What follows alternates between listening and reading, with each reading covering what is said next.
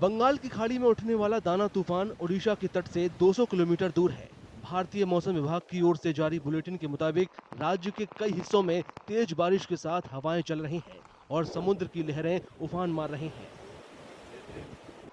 IMD के मुताबिक शुक्रवार सुबह तक दाना तूफान ओडिशा में भीतरकनिका नेशनल पार्क और धामरा पोर्ट के बीच दस्तक दे सकता है।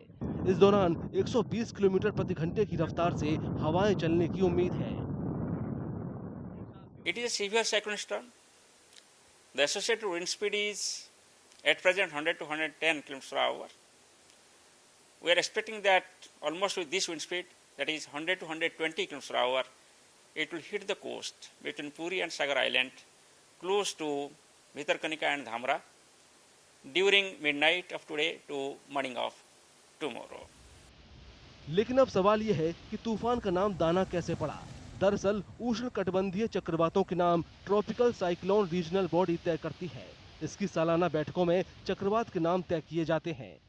बंगाल की खाड़ी और अरब सागर के ऊपर बनने वाले इस दाना तूफान का नाम भारत में दिल्ली के रीजनल स्पेशलाइज्ड मेट्रोलॉजिकल सेंटर यानी RSMC ने दिया है। अब ये काफी मजबूत हो गया है। वर्ल्ड मेट्रोलॉजिकल ऑर्गेनाइजेशन के मुताबिक दाना नाम कतर से आया है। अरबी में दाना का मतलब उदारता होता है।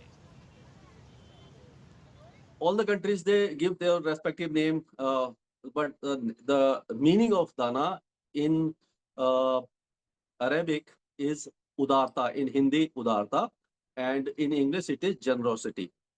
So it is given by Qatar. So and India has given name Agni, Jal, Vayu. So what is more common name in their respective countries, they give that type of name. WMO की website पर मिली जानकारी के मुताबिक तूफान के नाम अक्सर ऐसे होते हैं जो आम लोगों की बोलचाल में हो। इससे चक्रवातों को समझने और याद रखने में मदद मिलती है। इसके अलावा एक ये भी तर्क है कि आपदा जोखिम के बारे में जागरूकता, तैयारी और उससे निपटने के बारे में बताती है।